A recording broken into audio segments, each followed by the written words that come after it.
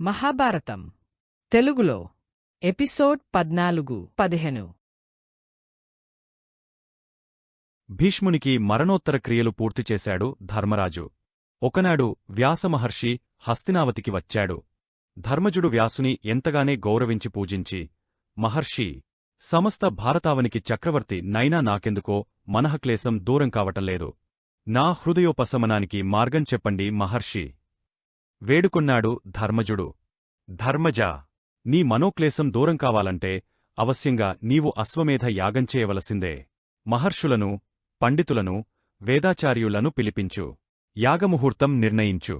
నీకిప్పుడు ఇదే మనశ్శాంతిని కలిగస్తుంది. మహర్షీ, యాగం చేయాలంటే ధనరాశులు కావాలిగదా. దుర్యోధనుడు కురుక్షేత్రయుద్ధం కోసం ధనాగారాలనీ ఖాళీ చేశాడు అన్నాడు ధర్మజుడు. అప్పుడు వ్యాసమహర్షి, యుధిష్ఠిరా, నీవు అశ్వమేధం చేయాలనుకుంటే అందుకు ఒక మార్గం ఉంది. హిమాలయాల్లో అనంతధనరాశులు ఉన్నాయి.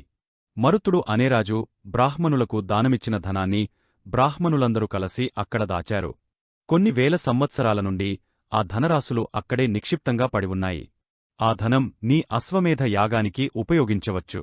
ఆ ధనరాశులు ఉన్న చోటు నాకు తెలుసు అని చెప్పాడు వ్యాసమహర్షి. కొన్ని రోజుల తరువాత వ్యాసమహర్షి మార్గదర్శంతో భీమార్జున నకుల సహదేవ సమేతంగా హిమాలయాలకు వెళ్లి భూగర్భంలో దాచి ఉంచిన ధనరాశులన్నీ ఎత్తించి హస్తినాపురానికి తరలించాడు. ధర్మరాజు అశ్వమేధానికి రావలసినదిగా వసుదేవ బలరామ కృష్ణులకు ఆహ్వానం పంపించారు. సమస్త యాదవగణంతో తరలివచ్చాడు కృష్ణుడు. ఒకనాడు అందరూ సరససల్లాపాలలో ఉన్న సమయాన సుభద్రాదేవి పరుగు పరుగున ఏడుస్తూ వచ్చి ఉత్తరాదేవి ప్రసవించి చనిపోయిన బిడ్డను కన్న విషయం చెప్పింది. వెంటనే లేచివెళ్లాడు కృష్ణుడు. అశ్వత్థామ ప్రయోగించిన బ్రహ్మాస్త్ర శక్తిని ఉపసంహరిస్తూ మంత్రజలాన్ని మృతశిశువుపై చల్లి తన చేతుల్లోకి తీసుకొన్నాడు. కృష్ణుడు తన చేతుల్లోకి తీసుకొన్న వెంటనే శిశువు కెవ్వుమంటూ ఏడ్చింది. స్త్రీజనమంతా ఆనందపడిపోయారు.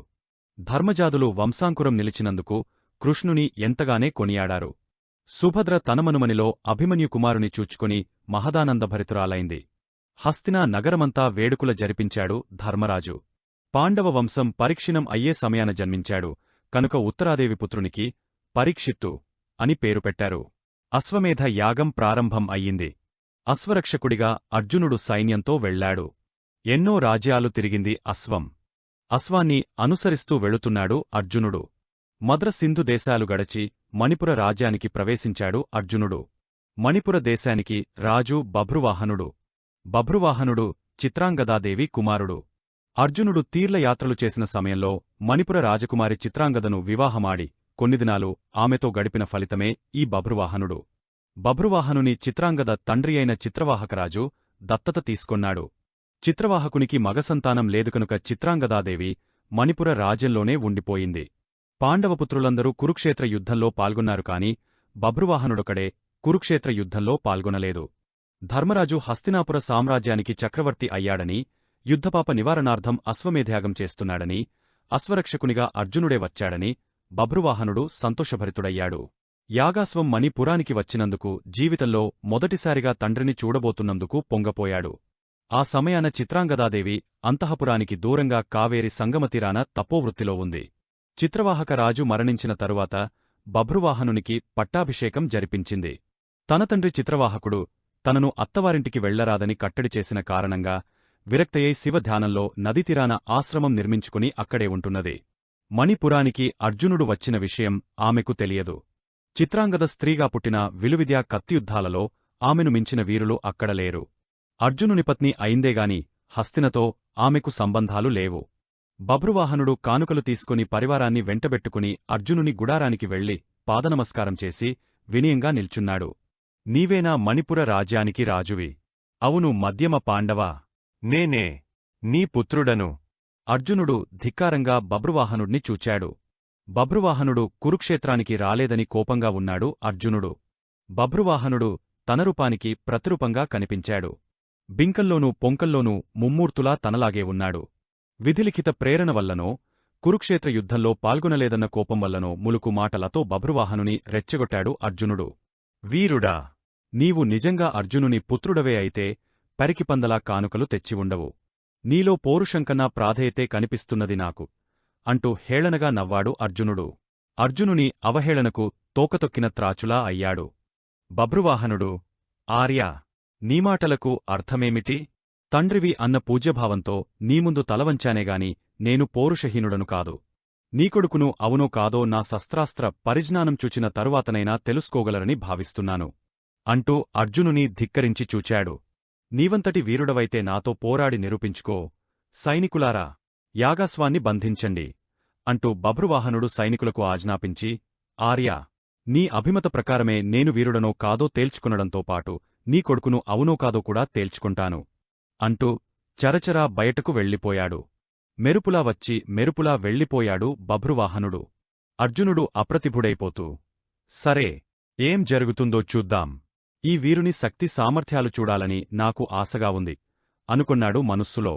అర్జునుడు తనను ఎంతగానో అభిమానిస్తాడని భావించిన బభ్రువాహసునికి తిరస్కారం లభించటంతో ఎంతగానో మథనపడ్డాడు. తొందరపడి యాగాశ్వాన్ని బంధించానేమోనని వితర్కించుకొన్నాడు. లోకోత్తర వీరుడైన అర్జునునితో యుద్ధమా అనుకుంటూ, అటువంటి మహావీరునితో తలపడినప్పుడేగదా కీర్తి లభించేది అని సమాధానపడ్డాడు. ఆలోచనలతో సతమతపడుతూ రాజమందిరంలో ఉన్న సమయానికి కౌరవ్యుని కూతురైన నాగలోకపు రాణి ఉలుచి అక్కడ ప్రత్యక్షమైంది. నాయనా, బభ్రువాహనా, ఎవరమ్మా నీవు? ఎలా రాగలిగావు ఈ అంతఃపురంలోనికి? ఉలుచి నవ్వుతూ, నేను నాగలోకపు రాజకుమార్తెను. ఉలుచిని, నీకు పెదతల్లిని, మహావీర అర్జునులవారి భార్యను అని స్వపరిచయం చేసుకొన్నది. ప్రణామాలు తల్లీ, నేనెప్పుడూ నిన్ను చూడలేదు.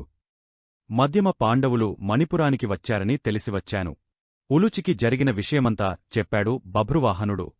నాయనా, నీ తండ్రి సమరప్రియుడు.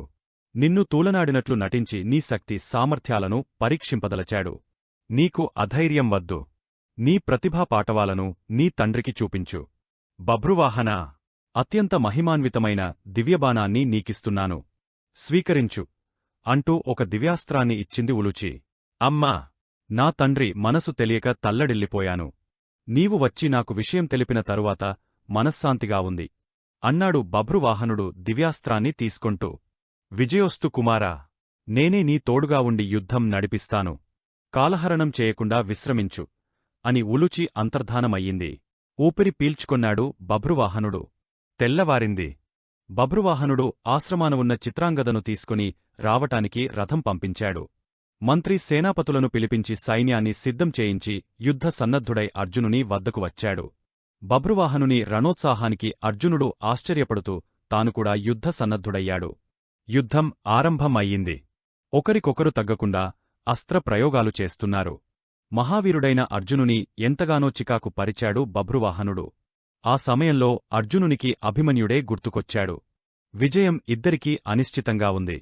అప్పుడు ఉలూచి ప్రత్యక్షమై, బభ్రువాహనా, అర్జునులవారితో నీవెన్ని రోజులు యుద్ధం చేసినా ఆయాసపడని వీరడతను. కాబట్టి నేను నీకిచ్చిన దివ్య బాణాన్ని గురిచూచి సంధించు అంటూ బభ్రువాహనుని పురికొల్పింది. ఉలుచి ఇచ్చిన దివ్యబాణంతో గురిచుచి కొట్టాడు. అంతే నేలకు ఒరిగపోయాడు అర్జునుడు. అర్జునుడు మూర్ఛపోయాడేమోననుకున్నాడు బభ్రువాహనుడు. దివంగతుడయ్యాడని తెలియగానే రథందిగ పరుగున వచ్చి అర్జునుని వద్ద కూర్చుని దున్హకించటం మొదలుపెట్టాడు.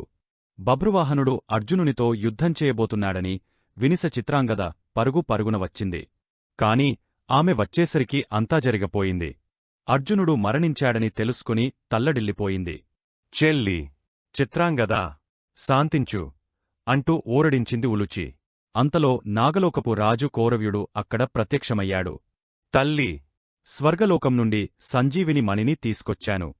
అర్జునుడు శాపకారణంగా మరణించాడు.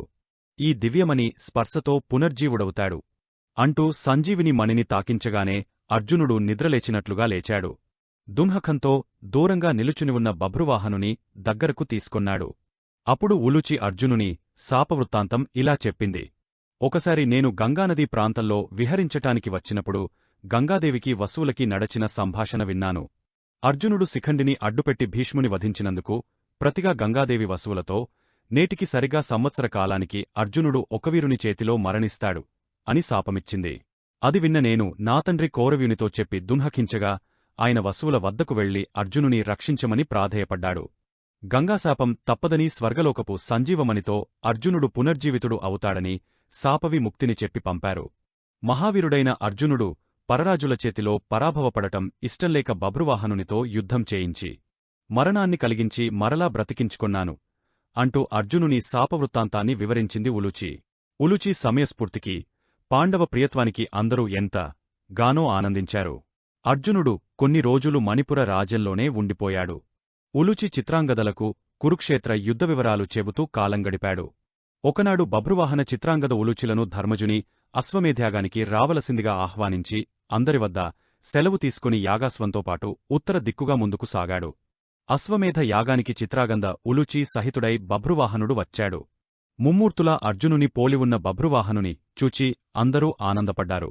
ధర్మరాజు పశ్చాత్తాప పాపనివారణార్థం చేస్తున్న అశ్వమేధయాగం సంపూర్ణమయ్యింది.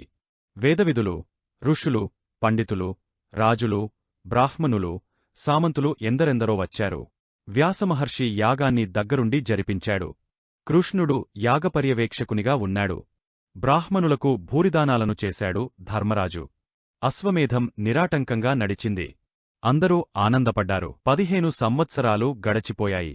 గాంధారీ ధృతరాష్ట్రులను ఎంతో గౌరవంగా చూచుకుంటున్నాడు ధర్మరాజు. యుయుత్సుడు ధృతరాష్ట్రునికి సహాయంగా ఉంటున్నాడు. బభ్రువాహనుడు సమయం దొరికినప్పుడల్లా వచ్చి వెళుతున్నాడు. చిత్రాంగద ఉలూచి ఇక్కడే ఉంటున్నారు. సుభద్ర పరీక్షిత్తును పెంచి పెద్దవాడ్ని చేస్తున్నది.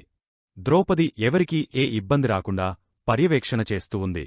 విదుర సంజయులు ధృతరాష్ట్రునితో శాస్త్రచర్చలు జరుపుతున్నారు. సకాలంలో వర్షాలు కురిసి ప్రజలందరూ క్షేమంగా ఉన్నారు. భీముడు సమయం దొరికినప్పుడల్లా ఎవరు లేకుండా చుచి ధృతరాష్ట్రుని ఈటెలవంటి మాటలతో బాధిస్తుండేవాడు.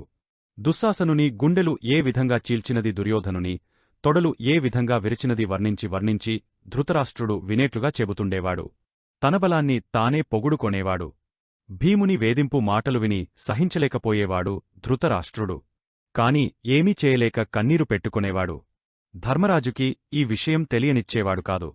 ధర్మరాజు అభిమానం, భీముని సూటిపోటి మాటలు ఈ రెండిటి మధ్యన నలిగపోతుండేవాడు ధృతరాష్ట్రుడు.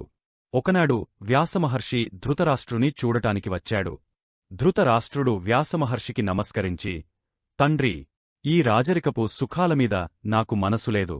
ఎంతకాలమని పరుల పంచన ఉండగలను? పరాశ్రయ జీవనాన్ని గడుపలేను. ఆశ్రమవాసంతో శేషజీవితం గడుపుతాను. నాకు సెలవు ఇప్పించండి తండ్రి అంటూ కన్నీరు పెట్టుకున్నాడు.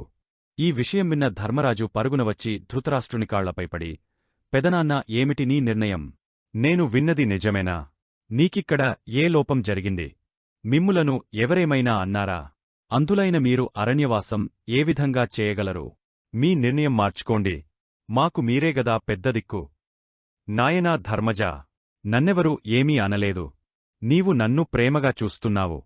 కాని క్షత్రియ ధర్మప్రకారం క్షత్రియుడైనవాడు యుద్ధంలో చావాలి లేదా వానప్రస్థంలో నైనా మరణించాలి. స్వగృహంలో మరణిస్తే పుణ్యలోకాలు దొరకవు. ధృతరాష్ట్రుని ఆశ్రమవాసానికి ధర్మజుడు అంగీకరించలేదు.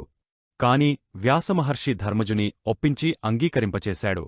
ధృతరాష్ట్రునితో పాటు వెళ్లటానికి సంజయుడు విదురుడు కూడా నిశ్చయించుకున్నారు. గాంధారీ ధృతరాష్ట్రులతో పాటు ఆశ్రమవాసానికి కుంతీదేవి కూడా సిద్ధమైంది. పాండవులెంత చెప్పినా వినిపించుకోలేదు కుంతి. కుమారులారా, నేను ఆశ్రమవాసానికే నిర్ణయించుకున్నాను. కనులు లేక మీ పెదతండ్రి గ్రుడ్డివాడు. కనులుండి కూడా మీ పెద్దమ్మ అంధురాలు. వారిద్దరినీ అరణ్యవాసంలో సేవించుకుంటాను. మీరు అరణ్యవాసానికి వెళ్లినప్పుడు నన్నెంతగానో వీరు ఆదరించారు. దుర్యోధనుడు కూడా నన్ను తల్లిలాగే గౌరవించేవాడు. జీవితపు ఈ చివరి క్షణాలలో వాళ్లను విడచి ఉండలేను. మీరెవరూ నాకు అడ్డు చెప్పవద్దు అంటూ కుంతీదేవి తన నిర్ణయాన్ని తెగేసి చెప్పింది. పాండవులు కన్నీరు పెట్టుకొన్నారు. కుంతిగాంధారి విదుర సంజయ ధృతరాష్ట్రులకు పాదపూజలు జరిపించి ఆశ్రమవాసానికి అంగీకరించాడు ధర్మరాజు. పుత్రమిత్ర బంధు బాంధవ కులవధూ సమేతంగా కురుక్షేత్రం వరకు తరలివెళ్లి ధృతరాష్ట్రాదులకు వీడ్కోలు చెప్పాడు. వ్యాసముని ఆదేశానుసారం సతియుప ఆశ్రమానికి వెళ్లాడు ధృతరాష్ట్రుడు. చాలా రోజులు గడిచిపోయాయి. ఒకనాడు ధర్మరాజు తమ్ములతో, అమ్మను పెదనాన్నను చూడాలని ఉంది. ఒకసారి అందరమూ వెళ్ళివద్దాం అనగానే అందరూ సంతోషించారు. మంచి ముహూర్తం చూచి దుర్యోధన దుశ్శాసన కర్ణాదుల భార్యలనందరినీ తీసుకుని ద్రౌపది సుభద్ర ఉలూచి చిత్రాంగదలను వెంటపెట్టుకుని తమ్ములతో కలసి సతియుప ఆశ్రమానికి తరలివెళ్లాడు ధర్మజుడు. వెళ్లగానే పాండవులు తల్లులకు పెదతండ్రికి నమస్కరించారు. ధృతరాష్ట్రుని నూర్గురు కోడళ్ళు అత్తమామలను చుచి కన్నీరు నించారు. విదురులవారు ఎక్కడ అంటూ కుంతిని అడిగాడు ధర్మరాజు. ధర్మజా, 2-3 రోజుల నుండి విదురుడు కనపడటంలేదు. నీవు నీ తమ్ములతో కలసి వెళ్ళి వెదకిరా నాయనా అన్నది కుంతి. తమ్ములతో కలసి ధర్మరాజు విదురుని వెదుకుతుండగా అల్లంత దూరాన దిగంబరుడై కనిపించాడు విదురుడు. ధర్మరాజు తమ్ములందరినీ అక్కడే ఉండమని చెప్పి దిగంబరుడైన విదురుని సమీపించాడు. బోధివృక్షం క్రింద ఒంటికాలిపై నిలబడి ఉన్నాడు విదురుడు.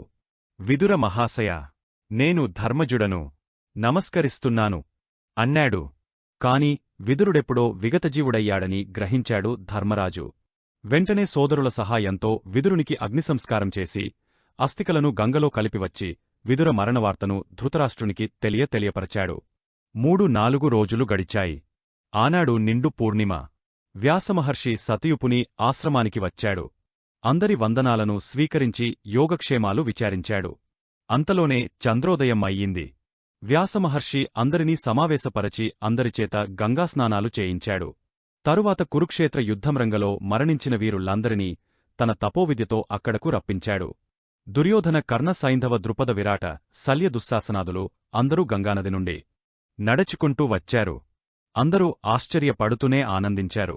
అప్పుడు వ్యాసమహర్షి, కురుకాంతలారా, మీకు ఇష్టమైతే ఈనాటి రాత్రికి మీ భర్తలతో పాటుగా మీరు కూడా స్వర్గానికి వెళ్లవచ్చు అని ఆదేశమిచ్చాడు. నాటి తెల్లవారుదామున వైధవ్యాన్ని అనుభవిస్తున్న కురుస్త్రీలందరూ తమ తమ భర్తలతో కలసి గంగానదిలో దిగా పతులతో పాటుగా స్వర్గానికి వెళ్లిపోయారు. వారి ఇహశరీరాలు గంగానదిలో తేలియాడుతూ దూరతీరాలకు ప్రయాణించాయి.